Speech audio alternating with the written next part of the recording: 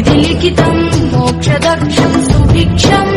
गंगांगं दिव्यलिंगं गजमुख विनुतं सान्नपूर्णा समक्षम् वेदार्थं व्यासपीठं सुरमुनिसहितं शान्तिदान्तं सुखान्तं